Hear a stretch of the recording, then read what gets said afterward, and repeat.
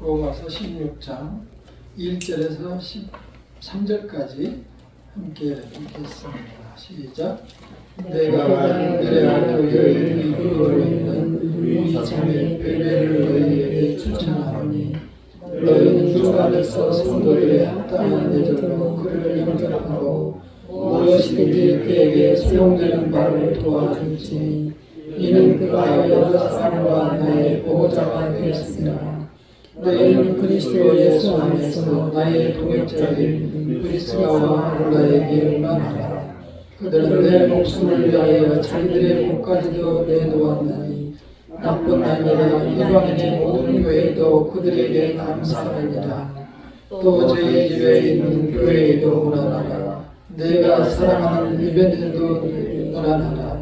그는 아시아에서 그리스도께 처음 맺은 열매니라. 너희를 위하여 많이 수고한 마리아에게 문안하라. 내 친척이 나와 함께 가르쳤던 드로니게와 유니게에게 문안하라.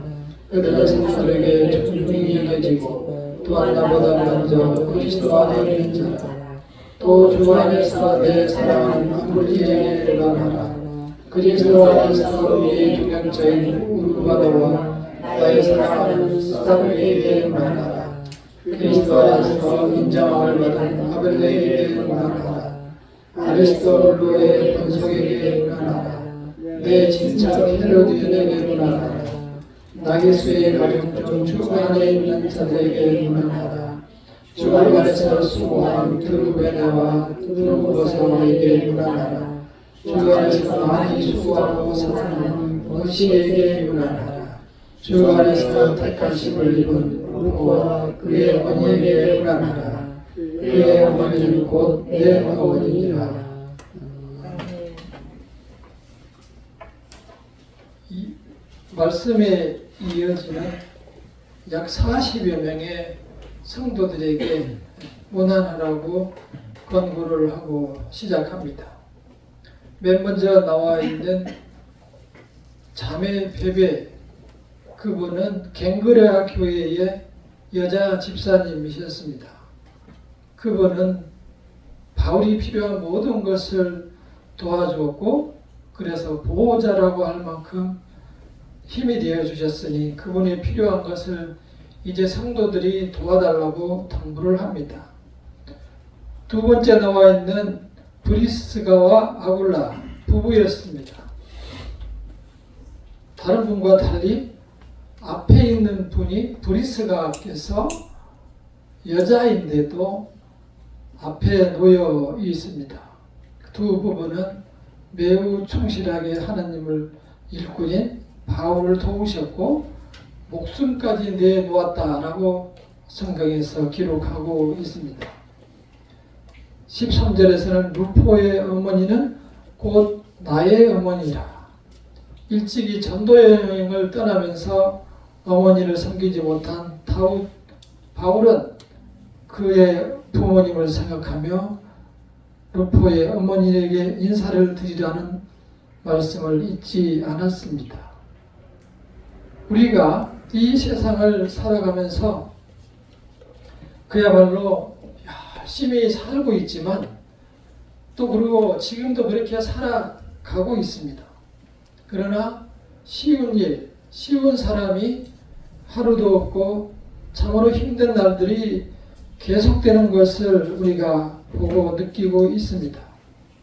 많은 사람들을 웃음으로 만나지만 많은 계산이 있고 나 역시 많은 어려움을 마음에 품고 살아가는 현실이고 결국 어려운 일이 있으면 모두가 힘듦 속에서 외로움 속에서 일을 맡게 되는 것입니다.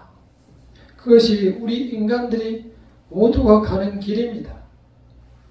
가진 것 같고 잘난 것 같고 권력이 있는 것 같지만 결국 그들의 최후를 보면은 한 줌의 흙으로 돌아가고 모든 것에는 영과 육이 같이 있는 것입니다. 오늘 우리 바울이 소개한 40여 명의 집사님들과 여러 성도들을 보며 이분들은 이 좋은 세상에서 참으로 이에 힘든 길을 선택했을까? 그냥 다른 사람들처럼 살아가면 될 텐데 굳이 한 사람뿐인 바울을 쫓아서 그 외로운 길을 선택했을까 생각해 보게 됩니다. 그리고 바울은 왜 우리에게 문안하라고 하셨을까요? 먼저 빛도 없이 이름도 없이 성도들을 섬기는 그분들을 생각해 보겠습니다. 사람들이 대부분의 우리도 마찬가지로 타고난 금수저가 아니면 태어나서부터 지금까지 어려운 길을 살아갑니다. 어렸을 때는 잘 모르지만 직장 생활을 시작한 후로는 되게 힘든 나날들을 보내게 됩니다. 때로는 내 몸 하나 챙기기도 어려운 때가 있죠. 그래서 겨우겨우 헤쳐나오면 자녀들을 헤쳐나오면 이제 내 몸이 늙어서 나는 내 살 길을 살아가기가 힘들게 됩니다. 저는 지난 약 9일간 참으로 힘든 시간들을 보냈습니다. 지난주 말씀을 드리다 말았습니다만은 굳이 이 말씀을 다시 드리고자 합니다. 시골의 형님이 넘어져서 다리가 부러졌다고 했습니다.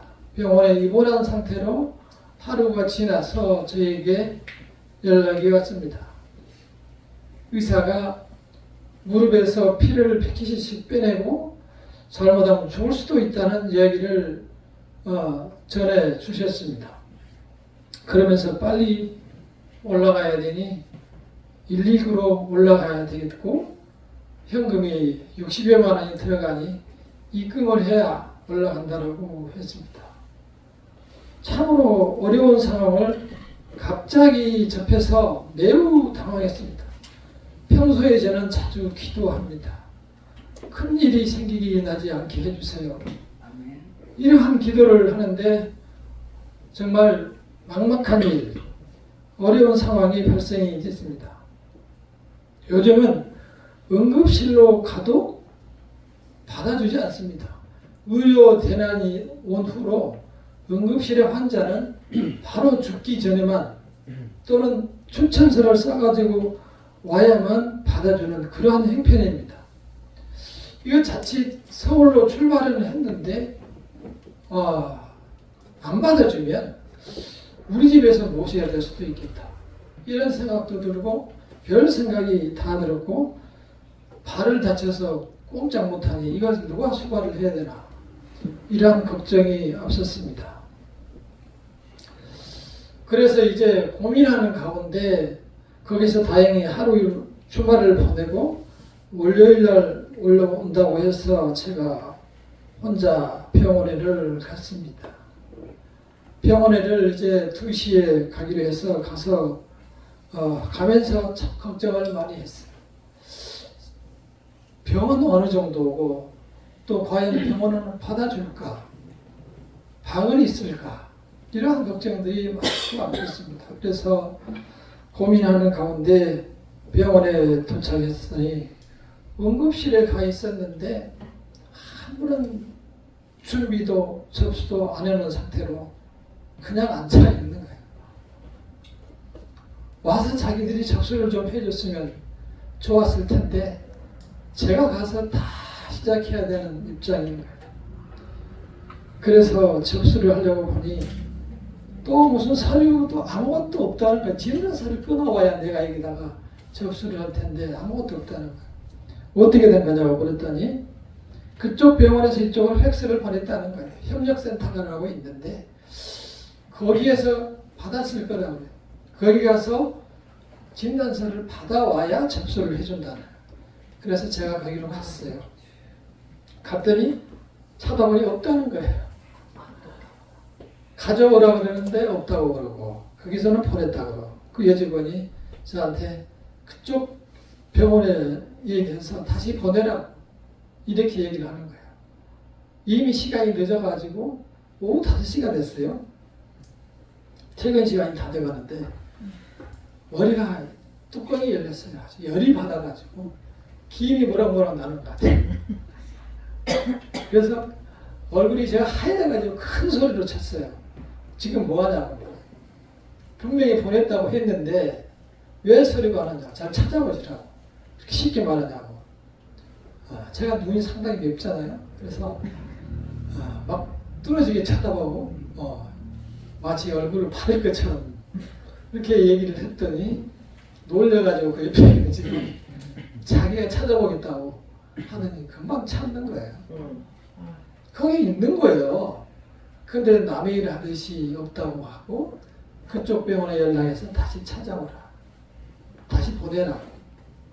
제가 뚜껑 열리니까 그걸 찾아주더라고요. 그래서 다시 접수를 시키러 왔어요. 이제 고민은 방이 있느냐 받아주느냐. 응급실에도 잘 안 받아주거든요. 가서 이런저런 사정을 얘기하고 또 이렇게 사전에 얘기가 됐으니 받아주시라고 다시 멀리서 오고 119로 오고 했으니까 받아달라는 이야기를 이렇게 했습니다. 다행히 거기서 이제 받아주고 일단 들어가면 끝이에요. 그래서 응급실로 들어갔어요. 들어갔더니 이런저런 이제 검사도 하고 잠시 숨을 쉬면서 이제 다음 문제는 병실을 확보하느냐 이 문제인데 자리가 나와야 되잖아요. 사람이 비거나 또 이렇게 과마다 이게 다 다른 모양이에요. 그래서 몇 시간을 기다린 후에 저녁 9시나 되니까 자리가 나서 이제 입원이 돼서 편한 마음으로 돌아왔습니다. 그러고 나서 가기가 싫더라고요. 일주일을 그냥 편하게 지냈습니다. 무슨 소식이 올까? 근데 중간에 밤 11시 20분에 전화를 왔어요.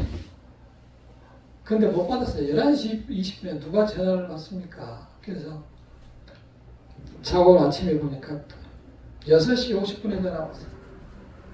뭔 일인가 했더니 나가라고 그런다 이거야. 가라고. 왜 그러냐니까. 할 게 없다는 거야. 아니 제가 분명히 다리에 그 붕대를 다 감고 이렇게 덧대가지고 뻣뻣하게 해서 휠체어로 해서 이렇게 침상으로 참 힘들잖아요. 이거 올리는 거. 힘들게 올렸는데 아니 아무 일 없다고 데려가라고 하니 그래서 아니 지금 제대로 본 거냐고. 저도 이게 진단을 다 봤는데 진단이 2개나 돼 있었는데 무릎 인대가 파열이 되고 관절이 다 찢어졌다고 이렇게 나와 있는데 어떻게 된 거냐 하니까 간다는 거예요. 걸어다닐 수가 있게 됐다는 거예요. 그래요. 잘 됐네요. 그러면 제가 가겠습니다. 그래서 이제 어제 가가지고 갔더니 아닌 게 아니라 자기가 걸어다녀요. 기가 막힌 노릇이죠. 걸어다녀요. 제가 어렵게 올렸는데 걸어다녀요. 심지어는 짐까지 들고 그래요. 그래서 참 잘된 일이다. 그래서 이제 KTX 역까지 제가 태워다 드리기로 했는데 그 다음 문제는 이제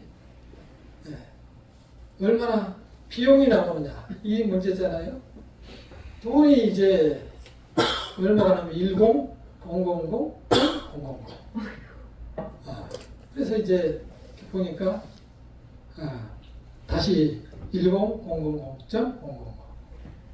10,000원이 나왔어요. 진단서 끊는데 10,000원. 이게 다였습니다. 네.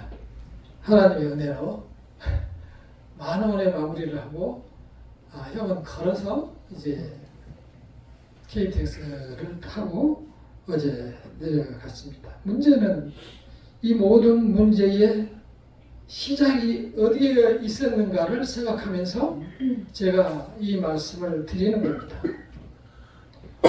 우리는 무엇을 사랑하고 내 자신의 어떠한 모습을 내가 그리면서 이 세상을 살아가는지를 생각해야 합니다. 형은 평소에 고혈압, 당뇨, 무슨 여러 가지 약을 한 주먹을 드세요. 근데 매일 라면과 무슨 빵 이것을 후식으로 아침 저녁 먹지 말라고 해도 먹어요. 왜? 먹고 싶고 그게 편하다 이거예요. 그리고 습관이 됐다 이거예요. 아니 내 몸을 생각하고 내가 좋아한다고 해서 내 몸에 좋지 않은 것을 땡긴다고 먹으면 되겠어요? 그렇게 해서 병원에 가는 거예요. 그렇게 해서 모든 기관이 또 다른 데가 또 나빠졌다는 거예요.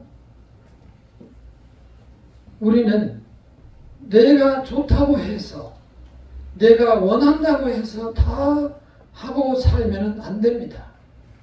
이 세상에는 그런 것들이 너무너무 많이 있어요. 내 건강을 해치는 음식들이, 그리고 내가 잘못 선택하면 내 자신이 어려움에 처하는 것들이 굉장히 많이 있습니다.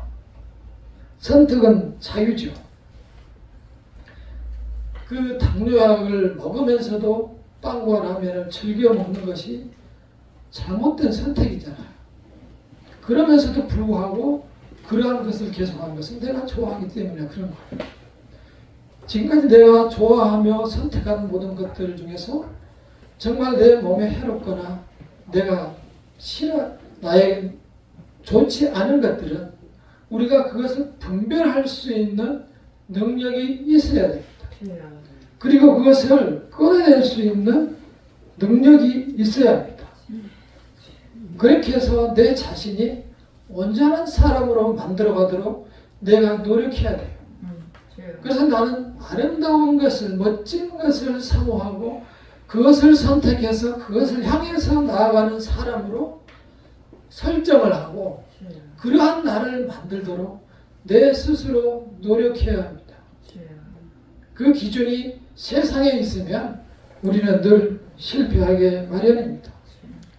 하나님의 말씀을 따라서 살아가는 모습이 가장 아름다운 모습이라는 것을 우리는 깨닫고 그 길을 사모해야 합니다. 아멘. 우리가 대부분 살아가는 그러한 것들을 보면 이것은 나의 자존심이다. 나의 긍지다. 나의 자랑거리고 나의 성공과 실패의 교두보다. 이렇게 생각하고 쫓아가는 것들이 정말 많이 있습니다. 그러나 우리는 한 번 더 생각해 봐야 합니다.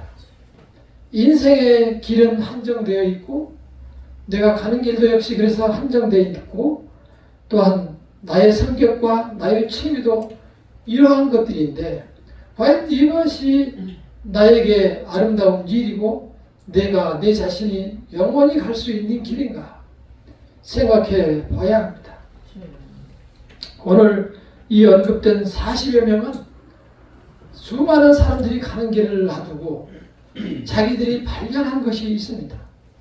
이쪽으로 가면은 틀림없이 내가 살 수 있다는 생각을 하고 이 인생에 있어서 사는 길을 버리고 그 길을 선택을 했습니다. 그래서 이 고통의 길을 자기들 발로 자기들의 의지로 선택해서 갔습니다. 그래서 함께 감옥에도 가고 함께 바울이 어려울 때 돈을 지원하기도 하고 또 어머니를 돌보기도 하고 정말 필요한 모든 것을 채워주며 같이 살아가려는 그러한 성도들의 자세를 가졌습니다. 우리는 이러한 성도들의 믿음을 이 시간에 바라보시고 결단을 하시기를 바랍니다. 우리에게 주어진 길은 각자 다르고 하나님께서 주신 능력과 여러 가지 사역도 다를 것입니다. 그러나 지금 내가 생각하는 것들이 또 내가 목표를 두고 살아가는 것들이 진정으로 내 자신의 영혼에 이루어온 것인가? 내 자신이 정말 만족하고 이건 나의 자존심이다 라고 생각하고 내세울 수 있는 것들인가? 그것을 찾아서 그 길로 가야 합니다. 그때 내 자신이 웃고 때로는 그 일로 인해서 울 수도 있어요. 그저께 밤에 제가 제 지인한테서 밤늦게 전화가 왔어요. 매우 오래간만에 몇 년 만에 전화가 왔는데 술 한잔 먹고 전화가 왔어요. 이유는 술을 먹으면 자꾸 저가 생각이 난다는 거예요. 술 먹고 싶어서 생각이 나는 게 아니고 옛날에 내가 같이 있을 때 나 자신처럼 내가 그분에게 잘 해줬다는 것이 생각이 나서 잊을 수가 없다는 거예요. 근데 기분이 좋긴 좋더라고요. 그래서 그 말을 듣고서도 참 기분이 좋았지만 이렇게 내가 잘 해주는 것이 그 사람에게도 큰 힘이 되었구나. 나보다도 나이가 몇 살이 많으세요? 그럼에도 불구하고 저를 잊지 못해서 전화를 했을 때 사람 관계는 이런 것이다 라는 생각을 하게 됐습니다. 이 세상에 살아가는 사람들도 이렇게 서로 간에 작은 정으로 사람들이 서로 힘을 얻고 서로에게 힘이 되기도 주기도 하는데 하나님의 사람들은 모든 것을 다 줄 수 있다는 거예요. 여기 나와 있는 브리스가올라 같은 사람들은 모든 것을 다 줬다. 이렇게 이야기를 하고 있어요. 그 사람들이 왜 그렇게 했을까요? 말씀을 한번 함께 읽어보겠습니다. 자, 읽어보겠습니다. 시작. 만일 그리스도 안에서 우리가 바라는 것이 세상의 삶뿐이면 모든 사람 가운데 우리가 더 불쌍한 자이리라. 그러나 이제 그리스도께서 죽은 자 가운데서 다시 살아나서 잠자는 자의 첫 열매가 되셨도다. 고린도서 15장 19절에서 2절 10절 말씀입니다. 이 성도들은 본 거예요. 느낀 거예요. 체험을 한 거예요. 우리가 이 세상의 삶뿐이 아니구나. 다음 세상이 있구나. 정말 우리가 이렇게 지금 힘들게 살아가는데 우리가 이 세상의 삶뿐이라면 우리처럼 사는 게 비참하고 참 부족하고 어리석은 거 아닙니까? 이런 생각을 했었는데 정말 세상에서 보면 우리가 남들을 봤을 때 참 불쌍한 사람들이다. 주일날 놀러 가지도 못하고 맨날 7일마다 저렇게 예배드리러 간다고 하니 불쌍한 사람들로 보일 것이다. 그러나 이제는 그리스도께서 예수께서 죽음 가운데서 다시 살아났으니 그리고 잠자는 자들은 죽은 자들을 얘기해요. 성경에서는 죽은 자들을 잠자는 자라고 얘기합니다. 왜냐? 다시 깨어날 거니까. 그래서 죽은 자 가운데서 살아나서 잠자는 자들의 첫 열매가 되셨도다. 아멘. 둘째 열매는 누구예요? 우리들. 둘째 열매는 우리가 되는 거예요. 그것을 자기들은 본 거예요. 이 말씀을 전한 사도 바울도 죽은 사람을 살리고 많은 사람들을 치료했어요. 그러한 것을 보고 다른 세상이 있구나. 그 사실을 보고 깨닫게 된 겁니다. 우리 성도님들도 말씀을 보며 새로운 길을, 새로운 세상을, 천국을 발견하시기를 바랍니다. 아멘. 이제 우리 성도들이 그래서 천국을 발견하고 영생을 발견하고 그리스도의 십자가를 발견하게 되면 그때 다른 사람들은 성도들이 보입니다. 성도들을 향하여 살아갈 수 있는 믿음의 첫째는 바로 예수를 발견하시는 것이고 그 다음에는 다른 사람을 향하게 되는 것입니다. 내 마음속에 믿음이 없이는 전할 수가 없는 거예요. 그리스도를 먼저 발견해야 합니다. 저도 이러한 많은 어려움을 통해서 하나님께서 정말 나의 옆에 가까이 계신다는 사실을 깨닫게 됩니다. 늘 하나님께 큰일이 일어나지 않게 해주세요 기도하지만 큰일이 나면은 늘 당황하게 됩니다. 그리고 이번 일을 통해서 그런 생각을 하게 됩니다.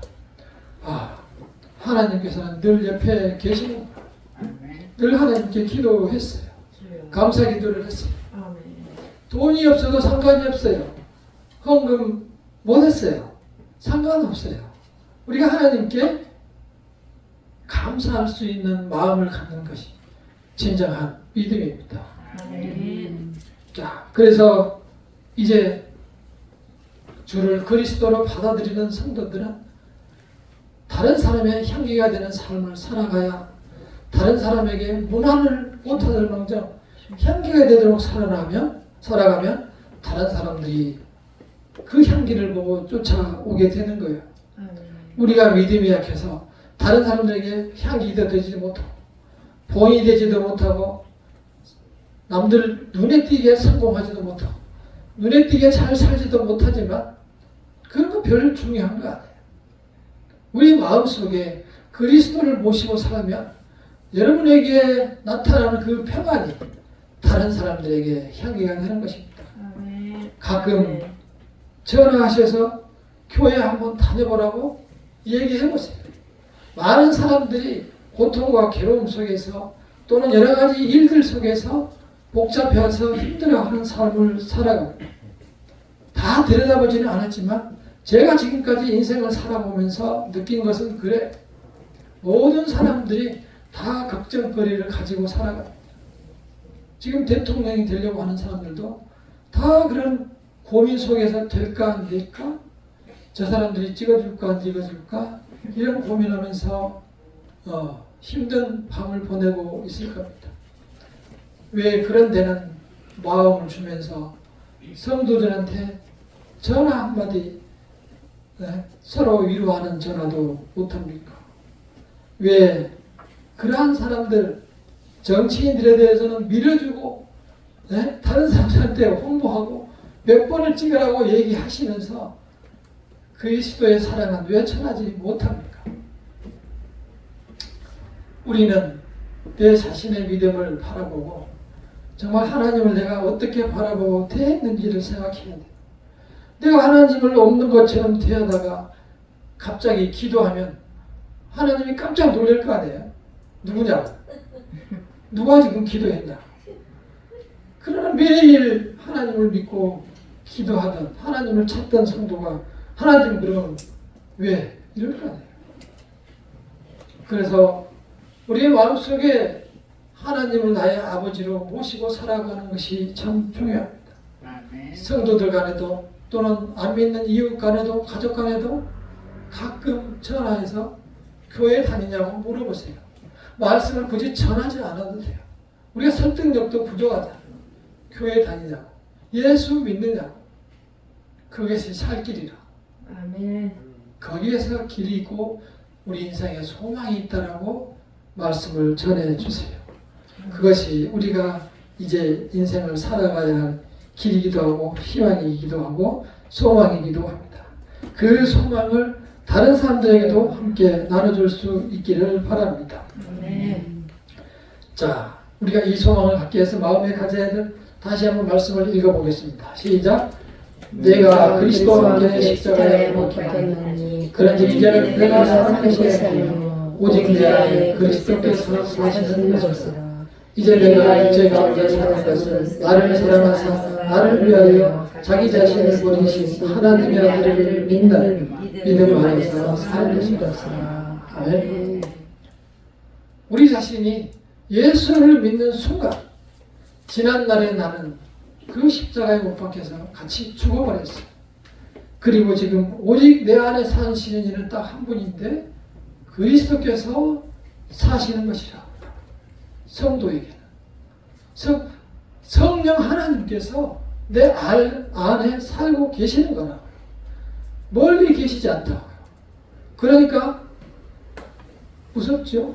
죄를 범할 때도 가까이 계시고 저요. 좋은 일을 할 때도 가까이 계시는 거예요.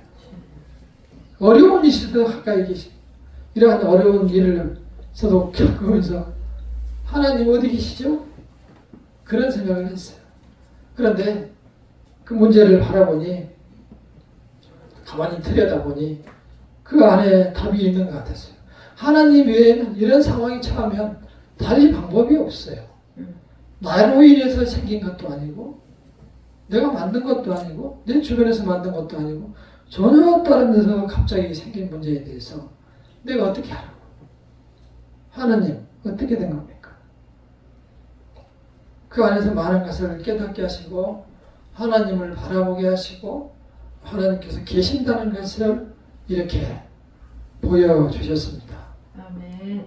그러한 하나님이 우리 안에 계신다는 사실을 믿으시기를 바랍니다. 아멘. 이제 십자가에 못 박히신 후로 우리가 사는 것은 내가 육체 가운데 살지만 이제부터 나는 나를 위해서 십자가를 지신 그분을 믿는 믿음으로 사는 것입니다.